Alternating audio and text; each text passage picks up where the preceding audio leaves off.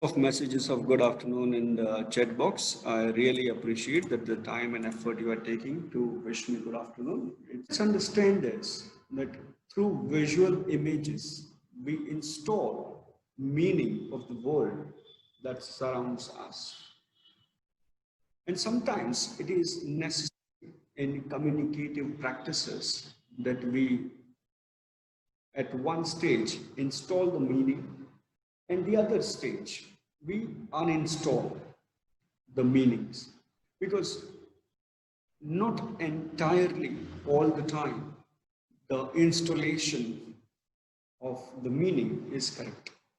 And today we'll try to understand that how and why we need to uninstall and reinstall the meanings that is uh, done through education, through our experience, and through impositions of the political and social ideologies.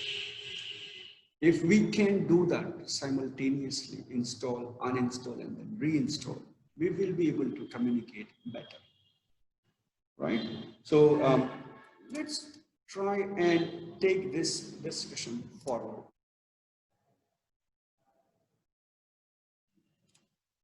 Who is Aboriginal? Who is native? Who is tribal? Who is primitive? Think of these words. Don't Google it. What kind of meaning, what kind of visual images do you have of these words? Because this is going to relate to the kind of image that we exercised called home or a house. What kind of images do you think you have of Aboriginal people or native people or even tribal or primitive?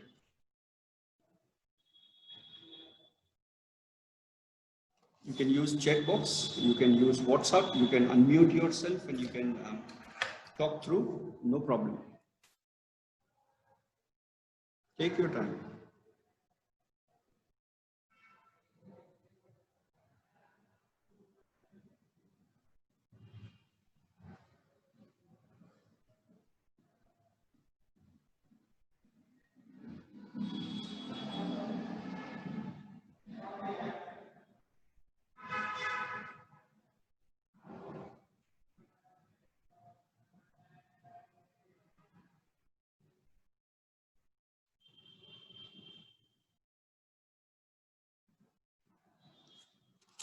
Yeah, got two response.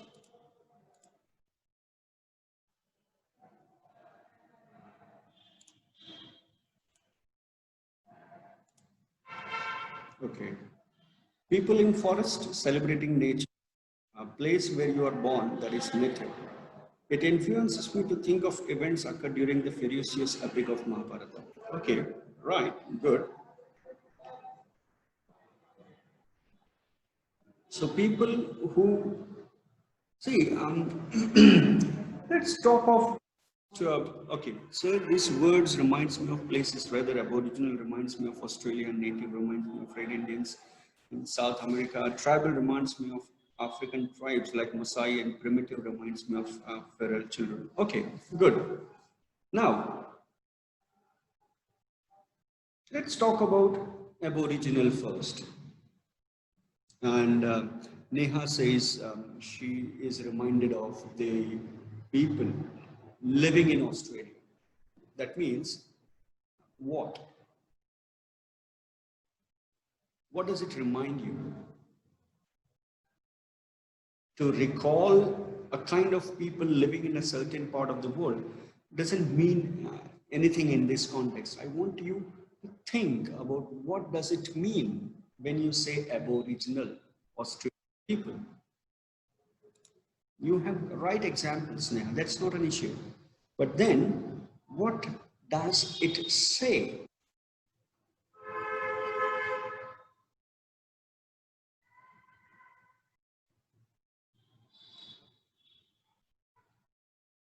Does it say that there are people who displaced other people?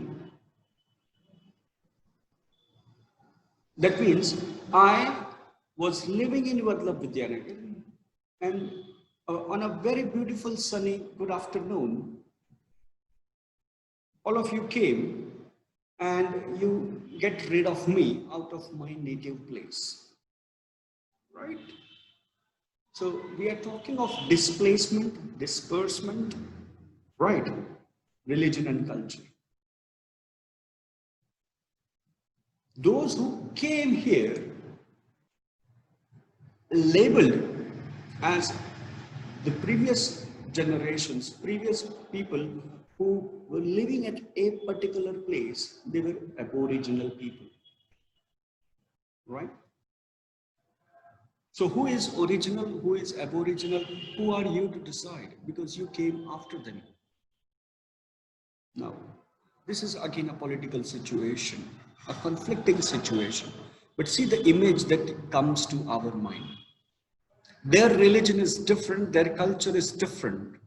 Does that mean that they are secondary citizens? For centuries, it has been considered so.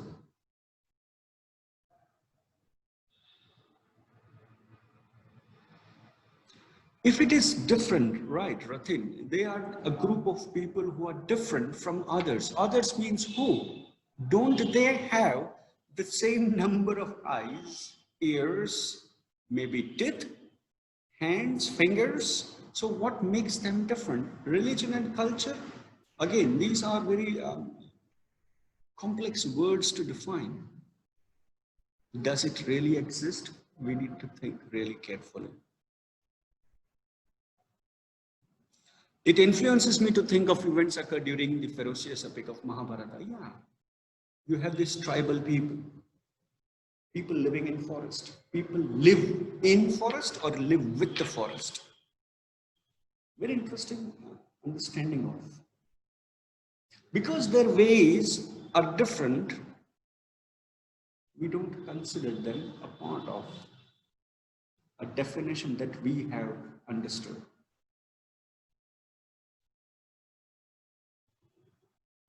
I'm seriously happy that none of you have used the word civilized and uncivilized, right? Otherwise, people think in these terms. These are all uncivilized people, sorry, according to the standard social definition. The definition that we have imposed in academics, the definitions that we have learned, and if we say something else, the teachers or the system might give us wrong. We think in terms of civilization that if I wear trousers and shirts with all combed hair, with shaven face, I'm civilized. And those who wear skirts of animal prints, they are uncivilized. Those who eat with spoons and forks, sit on the dining table, are civilized. And those who eat with hands and X number of things, N number of things they do, they're uncivilized. Now see, what I'm trying to get you through is the idea that how are we communicating the concepts that are politically motivated, are socially designed to create a stratification structure. In this kind of understanding of these words, there is no equality or equity. Forget about diversity. This is what we need to understand. And mix it with religion and you get four caste. Mix it with color, you get colors. He is black, he is white, he is yellow, he is brown. He is mixed race. Bring in religion, you have Muslim, you have Christian, you have Sikh, you have Hindus. Bring in economics. He is elite. He is urban middle class, he is lower class, and he is poor class. He belongs to power. See the kind of imposition we have to communicate, and these are installed through the books that we read, day in and day out. We never question these words. And this is why I want you to think communication from a different perspective. When you communicate with somebody else, are you communicating with inclusive approach? Are you communicating with diverse approach, diversity approach? Are you approaching anybody with a fresh state of mind? Are you approaching somebody without any prejudices that has been imposed upon us?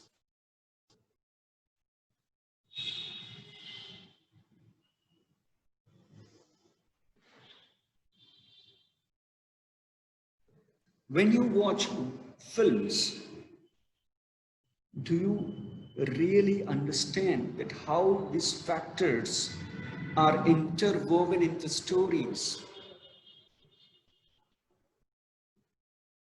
Corruption, for example, if you see a person wearing khaki, the stereotypical image is that he is corrupt. In real life also, you may perceive because of this kind of installation on your mind. Can we get rid of those installations? There are many movies working on this, that stereotypical identity that we have created as a society.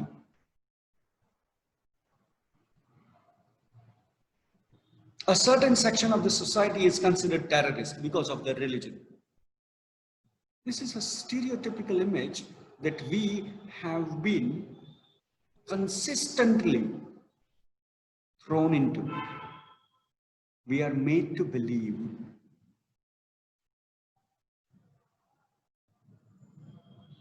there is a certain kind of sections of the society that is always considered as that he is a person who saffronizes everything. Do we really buy that? And if we buy these kind of false images, then we are part of a society that is creating divisions, that is ignoring diversity, that is ignoring inclusivity.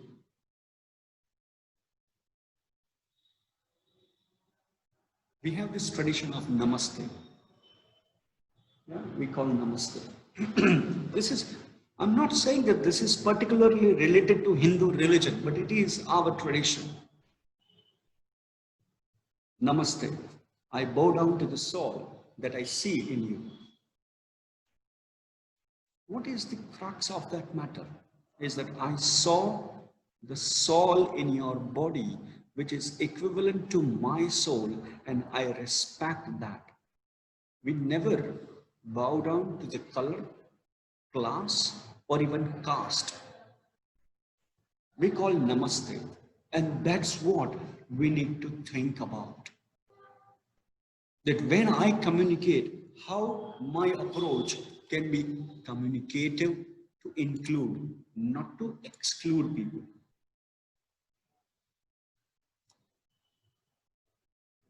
Read this.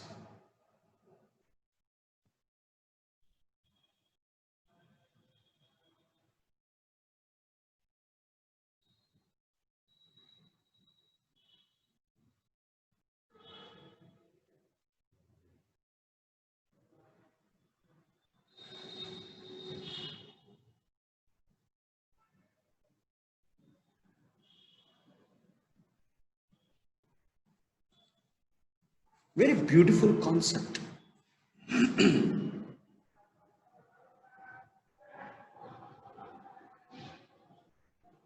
If we don't buy this concept, what else do we can buy?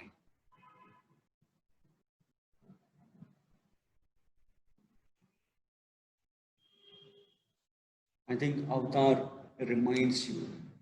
If you are not reminded of Avatar at this point, I think you need to think again. What kind of development we are thinking?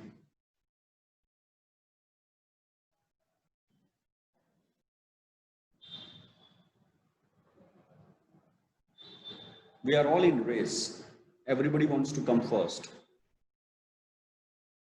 But after that, what? What will you achieve when you become first or second or third? Does it make a difference?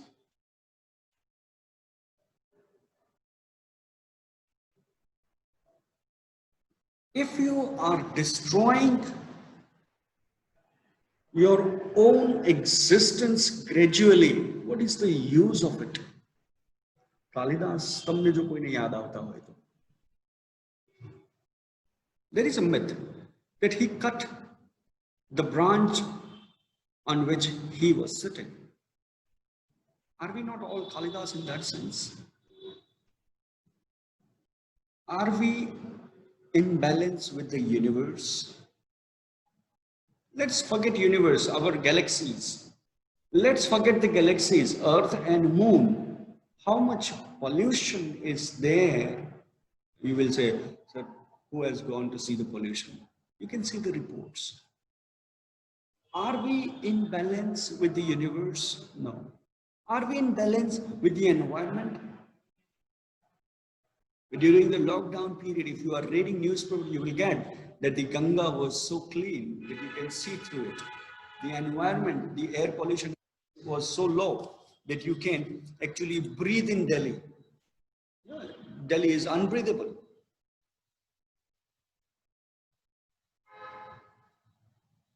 Are we in balance with our Mother Earth? In balance with others? With our own self and with the God? We have to ask this question to ourselves. And this balance is lying. Are our lives balanced? And when this balance is upset, pollution is created. Ozone layer is depleting day by day. Violence. The fight between human beings and the nature.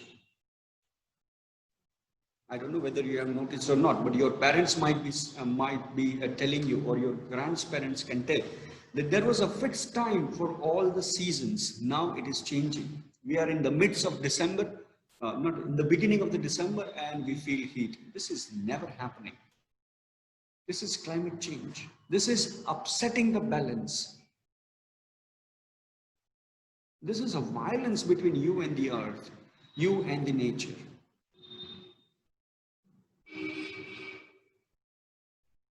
What have we learned from those developmental impositions or the visual images that we have on our mind? We need to unlearn that.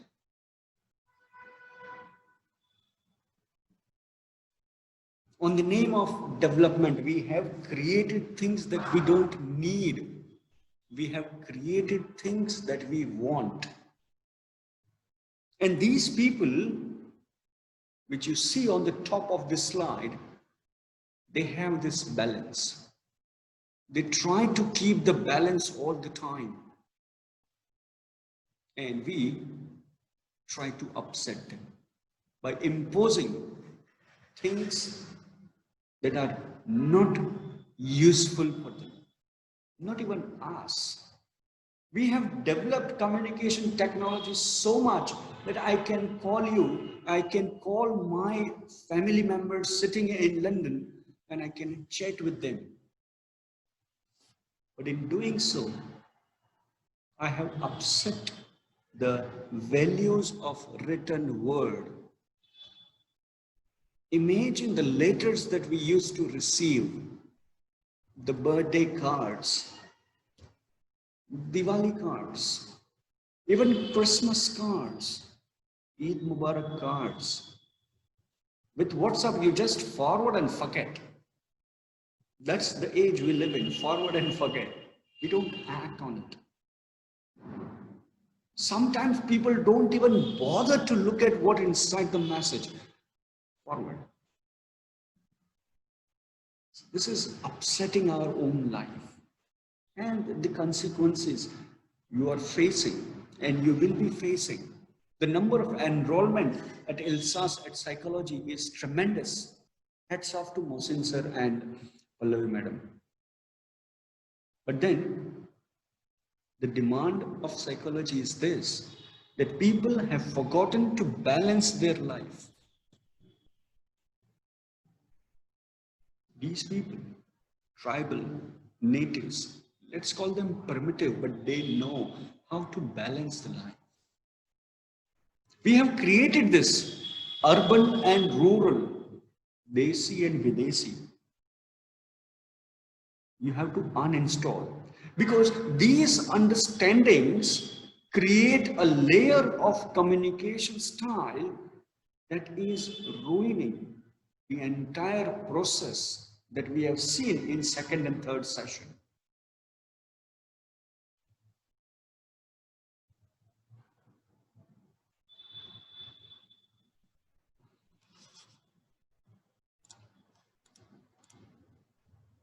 Look at this picture and tell me, what do you see?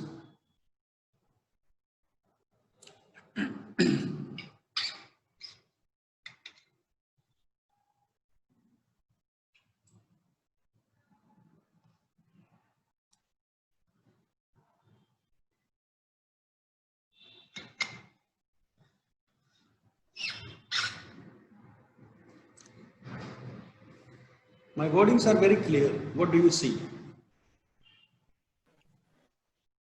Sir, I cannot see the picture. Oh my gosh, how is that possible? Is that the case with everybody? No, sir. Okay. So I think you need to think about your internet connection speed, that is development. Okay, I got two response. Yes, Saima, that's right. Vishwajyoti, that's right. Neha, right. Right. Anybody?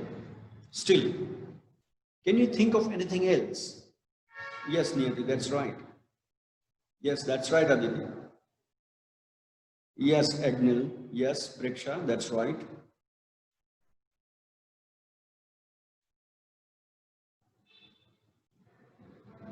Still, think about it once again. You can revise your answer, but I don't see it the way you see it.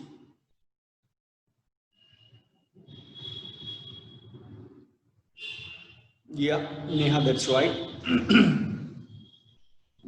Yeah, Niyati. Yeah. Yes, Rathin, that's very good. That's what I was looking for.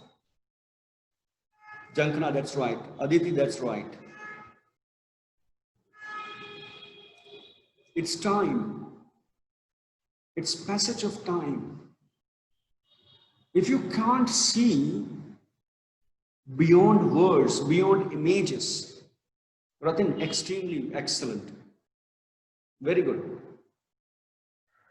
It's passage of time. It doesn't grow.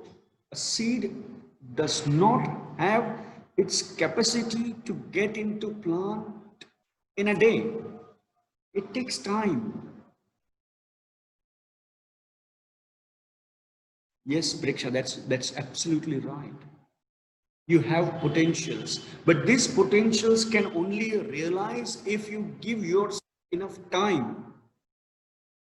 Give yourself time to understand, to grasp, to absorb the nutritions from all the sides. And when you give yourself time, you will become like this. But then again, I would like to ask you the same question. What do you see?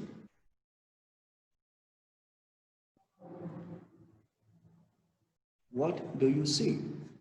We have less than 7 minutes, so I would expect a quick answer. What do you see here? Here is a passage of time, absorbing all the nutritions and getting into plant mode. But then you see a tree full of fruits, maturity. Sir सबर का फल मीठा होता है. Ah, very good, very good. ये तो मीठी होगा. हाँ sir. Okay, good. What else? Purpose. Very good. What else? Fruitful results. Yes, very good. Good. Go on. Go on. Start thinking. What else? Sir, a home for birds. Very good. Very good perspective. Good. Deed. Yes, very good. Very good, Aditya. Shabash. Development or balance both. Okay, I'm still looking for a word.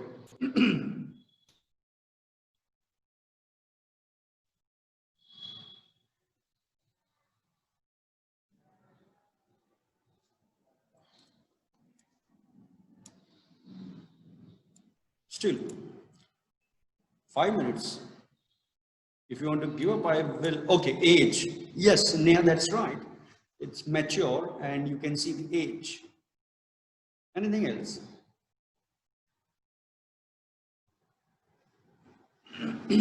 Okay. Now, since we have less time, okay, shade, fruits, providing something. Yeah, that's right, Ratin. That's very good. And never forget roots. That's right. Very good, Niyati. Okay. Okay, so since we have 5 minutes, let me come directly to what I want to say through these two pictures.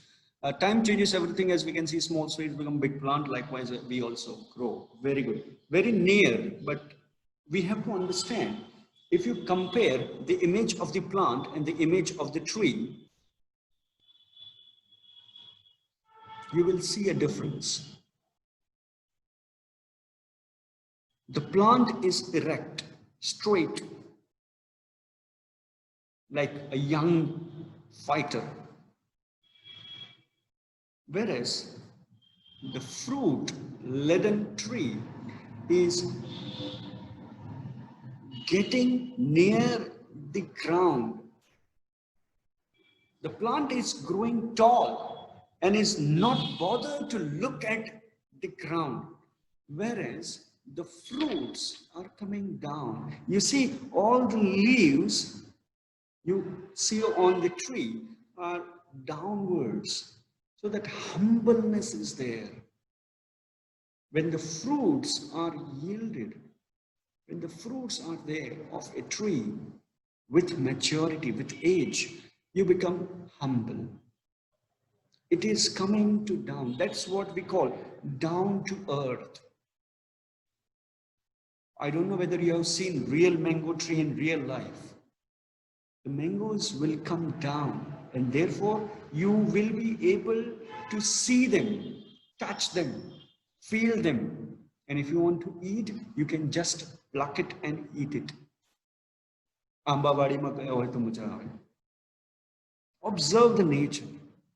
This is what it happens when you become mature.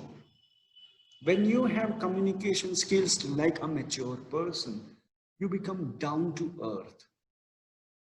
You have humbleness, you have humility, you have inclusivity. A tree will not say that the flowers and the fruits are only for the owner. A bird can come in and have its share. Insects can come and fly and go and take their share. It doesn't say that tree is only for the fruits. You cannot build a house. You cannot build a nest here. Squirrel, go away. This is for fruits only. You cannot stay here. Birds, you cannot have nest here. Humbleness. As you grow, as you develop your maturity, as you develop your linguistic and intellectual capabilities, you may be like a plant now. You may become a tree with all the fruits that you can bear in your hands and in your pockets and in your bank. We need to be very humble. I'm not going to teach you moral values or ethical values. I'm teaching you communication skills where you can be effective as a communicator. And this tree teaches us that I'm here for everybody. I'm a problem solver. You can see the shadow. I not only bear fruits, I support people. I support insects. I support human beings. I support birds. I support every creature. If you don't want to eat fruits, no problem. You can have fresh oxygen. If you don't have a place to stay, sit under the shadow. Build a hut. You can sell my fruits. If I am fruitless, I'm no longer giving you fruits, cut me and sell the wood.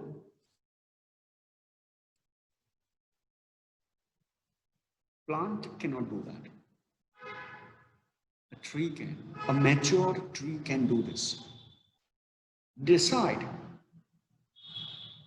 whether you want to be an erect plant or a tree with fruits. Your communication will change this. The way you act, the way you live.